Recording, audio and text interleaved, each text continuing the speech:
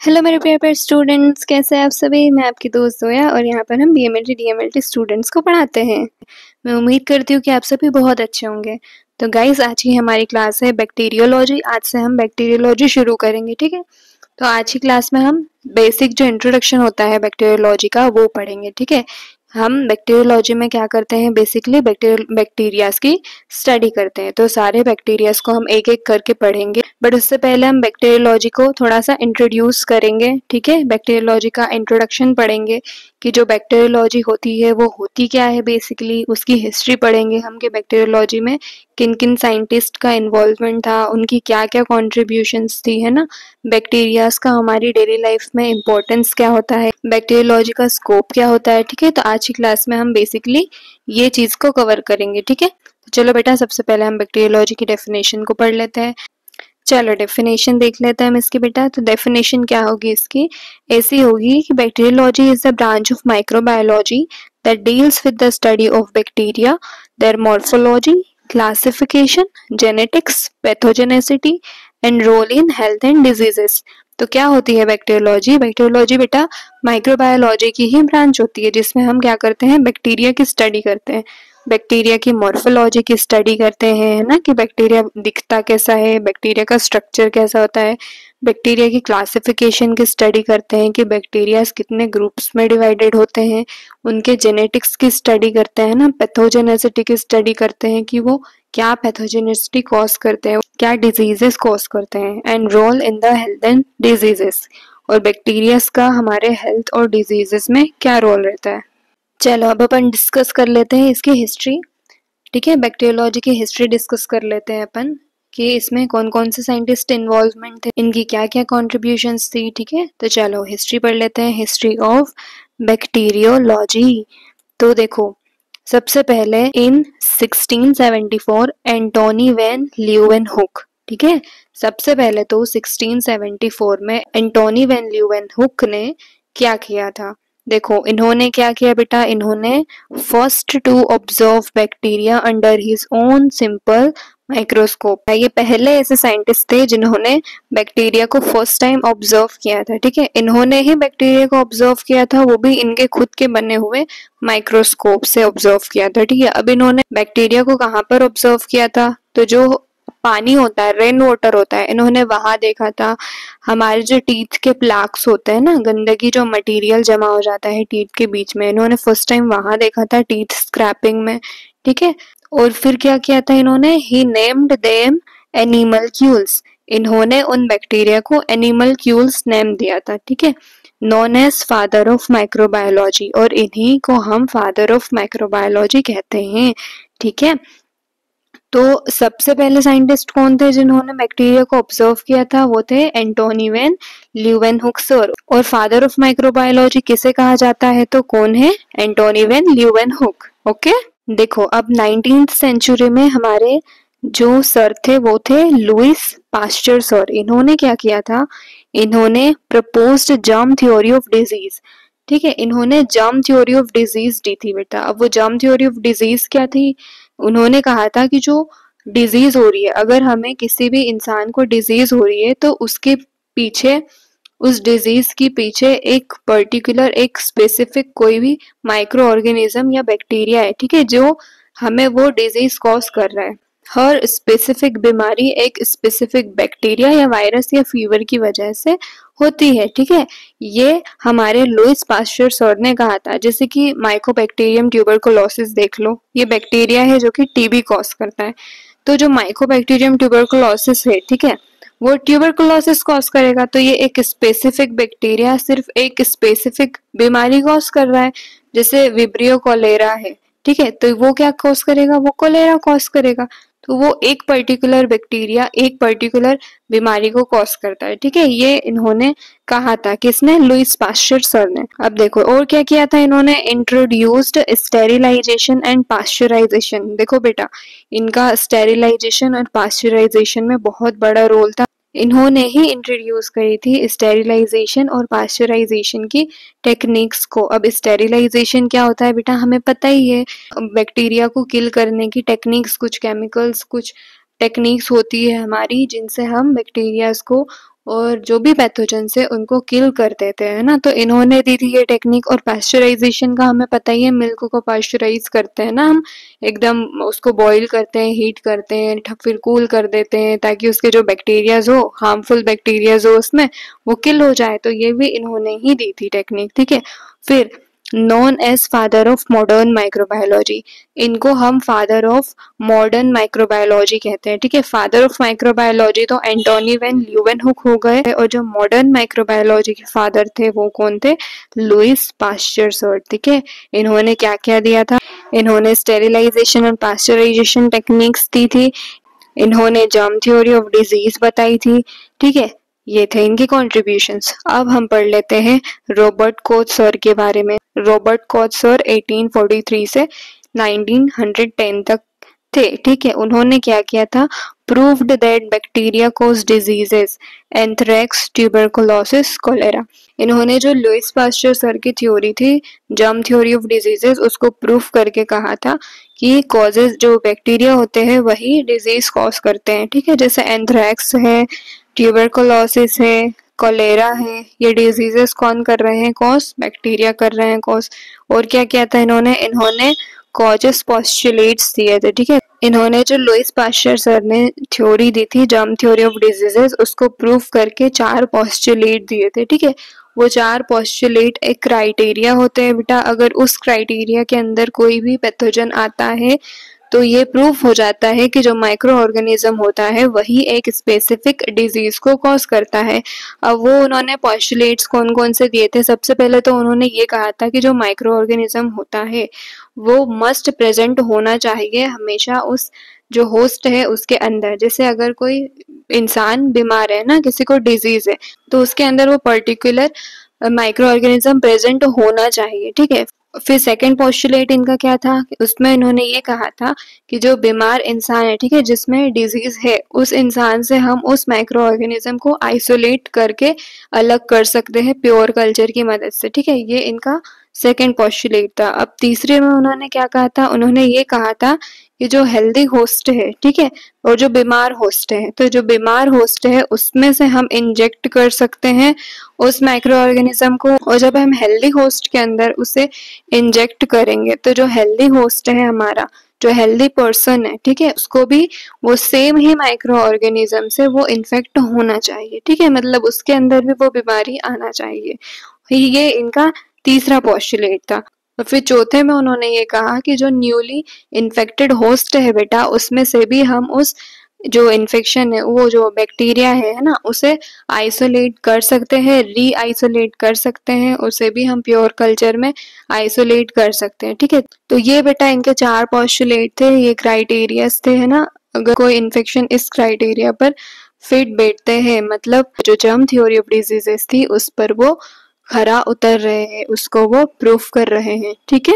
और क्या किया था बेटा इन्होंने? और इन्होंने डेवलप्ड प्योर कल्चर टेक्निक। जो प्योर कल्चर टेक्निक्स थी, जो हम कल्चर लगाते हैं हमारे माइक्रोबायोलॉजी लैब में, ठीक है, वो कल्चर इन्होंने ही दिए थे। वो प्योर कल्चर क्या होता है? जिसमें हम स्पेसिफिक बैक्टीरिया का या कॉलोनी को ग्रो करवा के पता लगा सकते हैं कि हाँ, इसकी वजह से हमें ये बीमारी हो रही है, ठीक है।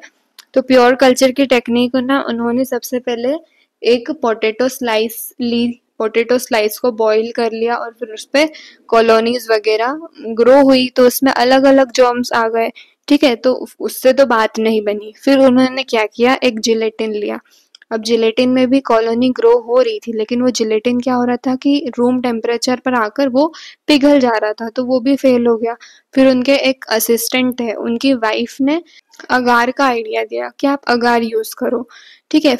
फिर उन्होंने अगार को यूज करा सॉलिड मीडिया के तौर पर, और फिर उस सॉलिड मीडिया में उन्होंने बैक्टीरियाज को ग्रो करवाया। तो उस कल्चर में क्या हुआ बेटा? एक ही बैक्टीरिया ग्रो हुआ, ठीक है। तो ऐसे प्योर कल्चर की टेक्निक भी हमें दी उन्होंने, ठीक है, जिससे हम प्योर कल्चर करते हैं और पता लगा सकते हैं कि हाँ, इस बैक्टीरिया की वजह से हमें ये डिजीज कॉज हो रही है, ठीक है। एक पर्टिकुलर स्पेसिफिक बैक्टीरिया को हम ग्रो करवा सकते हैं प्योर कल्चर के अंदर, ठीक है।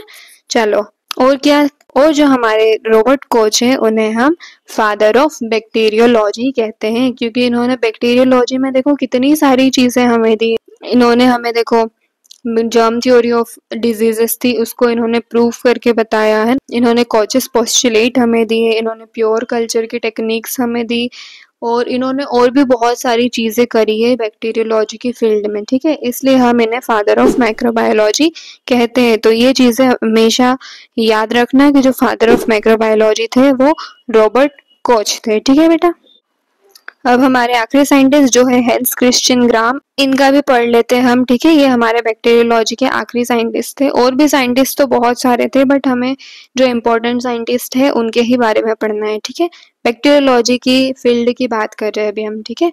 तो ये जो थे हैंस क्रिश्चियन ग्राम सर, ये 1884 में थे, ठीक है। तो इन्होंने क्या किया था, इन्होंने हमें ग्राम स्टेन दी थी बेटा। ग्राम स्टेनिंग जो हम करते हैं ना डिफरेंशिएट करने के लिए, बैक्टीरिया को डिफरेंशिएट करने के लिए कि वो कौन सा बैक्टीरिया है, ग्राम पॉजिटिव बैक्टीरिया है या ग्राम नेगेटिव बैक्टीरिया है, तो इन्होंने उसे डिस्कवर किया था। इन्होंने ही ग्राम स्टेनिंग बनाई थी, ठीक है। कैसे बनाई इन्होंने, ये एक पेशेंट था जिसको निमोनिया था, तो इनको उस पेशेंट के टिश्यू सेक्शंस में उस बैक्टीरिया को देखना था।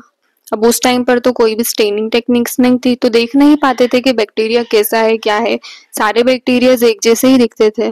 तो इसलिए इन्होंने ग्राम स्टेनिंग को बनाया, ठीक है। ग्राम स्टेन को इंट्रोड्यूस कराया ताकि हम बैक्टीरियाज में डिफरेंस पता कर सके कि ये ग्राम पॉजिटिव बैक्टीरिया है या ग्राम नेगेटिव बैक्टीरिया है, ठीक है। तो इनकी ये कंट्रीब्यूशन रही बेटा, ठीक है। तो हमारी हिस्ट्री हमने पढ़ ली है बैक्टीरियोलॉजी की। अब हम इम्पोर्टेंस पढ़ेंगे कि जो बैक्टीरियोलॉजी है वो हमारे लिए क्या क्या और किन किन फील्ड में इम्पोर्टेंस रखती है, ठीक है। चलो, इम्पोर्टेंस ऑफ बैक्टीरियोलॉजी। सबसे पहले इम्पोर्टेंस रखती है ये मेडिकल इम्पोर्टेंस। तो क्या होता है इसमें, देखो, helps in diagnosis, prevention and treatment of bacterial diseases, example TB, cholera, pneumonia, basis of antibiotic, vaccine and infection control. अब ये देखो, ये जो हमारी बैक्टीरियोलॉजी है वो डायग्नोसिस में भी हेल्प करवाती है, प्रिवेंशन एंड ट्रीटमेंट में भी हेल्प कराती है जो बैक्टीरियल डिजीजेस है उनके। अब कैसे, देखो, हेल्प इन डायग्नोसिस, तो डायग्नोसिस में ये कैसे हेल्प करवाती है कि हमारी कुछ टेक्निक्स दी है, ठीक है। बैक्टीरियोलॉजी में हमारे साइंटिस्ट ने जैसे प्योर कल्चर दिया है, तो प्योर कल्चर करेंगे हम तभी तो हमें पता लगेगा कि ये बैक्टीरिया की वजह से हो रहा है या फिर ये किस बैक्टीरिया की वजह से हो रहा है, ठीक है। तो बैक्टीरियोलॉजी मेडिकली में जो डायग्नोसिस होती है उसमें ये इंपॉर्टेंस भी रखती है, ठीक है, कि बैक्टीरियोलॉजी की मदद से ही हम पता कर पा रहे हैं, हम डायग्नोस कर पा रहे हैं कि हमें इस बैक्टीरिया की वजह से ये स्पेसिफिक डिजीज हो रही है। प्रिवेंशंस, तो देखो, हमने ही बैक्टीरियोलॉजी में जो हमारे साइंटिस्ट है उन्होंने स्टेरिलाइजेशन की टेक्निक दी है, तो स्टेरिलाइजेशन की टेक्निक उन्होंने दी है, तो उसी स्टेरिलाइजेशन की टेक्निक की मदद से हम इन्फेक्शंस को कंट्रोल कर सकते हैं, ठीक है। जैसे हॉस्पिटल में हॉस्पिटल एक्वायर्ड इन्फेक्शन के चांसेस बहुत ज़्यादा होते हैं, तो उन स्टेरिलाइजेशन टेक्निक्स को यूज़ करके हम प्रिवेंट कर सकते हैं इन्फेक्शन को, ठीक है। प्रिवेंशन में भी इम्पोर्टेंस रहती है। And treatment of bacterial diseases, अब बैक्टीरियल डिजीज के ट्रीटमेंट में कैसे, तो जो फर्स्ट एंटीबायोटिक थी ना पेनिसिलिन, वो बैक्टीरियोलॉजी की फील्ड में ही डिस्कवर करी थी, किसने, अलेक्जेंडर फ्लेमिंग सर ने, ठीक है। तो ये जो एंटीबायोटिक थी फर्स्ट बैक्टीरियोलॉजी की फील्ड में ही बनाई गई थी बेटा। तो ये इसलिए जो बैक्टीरियोलॉजी है वो ट्रीटमेंट में भी हेल्प करती है, ठीक है। बेसिस ऑफ एंटीबायोटिक्स की जो सबसे पहले एंटीबायोटिक थी वो बैक्टीरिया के अगेंस्ट में ही बनाई गई थी। तो ये जो बैक्टीरियोलॉजी है वो इन सारी चीज़ों में बहुत ज़्यादा इम्पोर्टेंस रखती है, ठीक है बेटा, मेडिकल लाइन में। अब इंडस्ट्रियल इम्पोर्टेंस, ये जो बैक्टीरियोलॉजी है वो इंडस्ट्री फील्ड में कैसे इम्पोर्टेंस रखती है, तो देखो, यूजफुल इन फर्मेंटेशन, अल्कोहल, चीज, योगर्ट, विनेगर, ठीक है। तो ये जो हमारे अल्कोहल होते हैं, चीज, योगर्ट, विनेगर, इन सबको बनाने के लिए भी तो हमारी बैक्टीरियाज ही काम आते हैं, ठीक है। जो अल्कोहल रहेगी वो फर्मेंट कराएंगे, बैक्टीरिया फर्मेंट कराएंगे उसको, ठीक है, और फिर हमारी अल्कोहल बनती है। चीज बैक्टीरिया फर्मेंट करके चीज बनाते हैं। योगर्ट में लैक्टोबैसिलस होता है, ठीक है। विनेगर होता है, विनेगर भी एक बैक्टीरिया की मदद से ही बनता है। तो ये सारी चीजें इंडस्ट्रीज में बैक्टीरिया का यूज करके ये सारी चीजें बनती है। ये मैंने योगर्ट को योगहर्ट लिख दिया है, मेरी स्पेलिंग पर मत जाना, योगर्ट आएगा, ठीक है। ये एच को गायब कर दो यहाँ से योगर्ट आएगा, मैंने योग को हट कर दिया। चलो फिर आता है production of enzymes, vitamins, insulin and antibiotics. तो देखो बेटा, इंडस्ट्रियल स्केल में ये सारी चीजें भी बैक्टीरिया के मदद से ही बनती है, इसलिए हमारी जो बैक्टीरियोलॉजी है वो इंडस्ट्रियल में भी बहुत ज्यादा इम्पोर्टेंस रखती है, ठीक है। अब एग्रीकल्चरल इम्पोर्टेंस देख लेते हैं कि एग्रीकल्चरल फील्ड में हमारी बैक्टीरियोलॉजी क्या क्या इम्पोर्टेंस रखती है, ओके। आई होप आपको ये सब कुछ क्लियर हो रहा होगा। अगर कुछ क्लियर ना हो तो आप कमेंट बॉक्स में कमेंट करके बता दीजिएगा, ठीक है। चलो अपन एग्रीकल्चरल इम्पोर्टेंस देख लेते हैं इसकी। तो एग्रीकल्चरल इम्पोर्टेंस में क्या क्या होता है, नाइट्रोजन फिक्सेशन होता है, जो कि क्या कौन सा बैक्टीरिया करता है, राइजोबियम, ठीक है। बायोपेस्टिसाइड्स एंड बायो फर्टिलाइजर्स, ठीक है।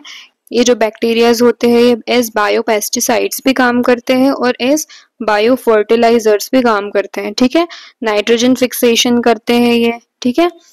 फिर आती है एनवायरमेंट इम्पोर्टेंस। तो देखो क्या होता है, डीकम्पोजिशन ऑफ ऑर्गेनिक मैटर। जो ऑर्गेनिक मैटर्स होते हैं उनको ये डीकम्पोज करवाते हैं और फिर ये रिसाइकल करते हैं उन मैटर्स को, और फिर ये हमारे ही जो एनवायरमेंट है उसके यूज में ले लेते हैं, ठीक है। Bio remediation, cleaning of oil spills, pollutants, तो ये इन कामों में भी यूज में आते हैं, ठीक है। तो हमने इम्पोर्टेंस पढ़ी कि बैक्टीरियोलॉजी हमारे किन किन चीजों में इम्पोर्टेंट होती है। मेडिकल इम्पोर्टेंस हमने पढ़ी, ठीक है। हमने इंडस्ट्रियल इम्पोर्टेंस पढ़ी, एग्रीकल्चरल इम्पोर्टेंस पढ़ी, एनवायरमेंट इम्पोर्टेंस पढ़ी। अब हम स्कोप्स को पढ़ लेते हैं कि जो बैक्टीरियोलॉजी है उसके क्या क्या स्कोप्स है, ठीक है। देखो क्या क्या स्कोप है बेटा इसके, systemic study of bacterial morphology, physiology and classification. इसमें हम बैक्टीरिया की मॉर्फोलॉजी, उसकी फिजियोलॉजी और उसके क्लासिफिकेशन देखते हैं, ठीक है। मेडिकल बैक्टीरियोलॉजी, इसमें हम क्या करते हैं, study of pathogenic bacteria causing human diseases. इसमें हम जो पैथोजेनिक बैक्टीरियाज होते हैं जो एक ह्यूमन को डिजीज कॉज करते हैं उनके बारे में पढ़ते हैं, ठीक है। फिर आती है इंडस्ट्रियल एंड एनवायरमेंटल बैक्टीरियोलॉजी। ये इंडस्ट्रियल और एनवायरमेंटल बैक्टीरियोलॉजी में हम जो बेनिफिशियल रोल होते हैं बैक्टीरिया के, है ना, इंडस्ट्रीज में और इकोसिस्टम में, उनको हम पढ़ते हैं, ठीक है। एक बार हम जल्दी से जो रॉबर्ट कोच के पोस्टुलेट थे उसको जल्दी जल्दी से पढ़ लेते हैं ताकि आपको समझ में आ जाए, ठीक है।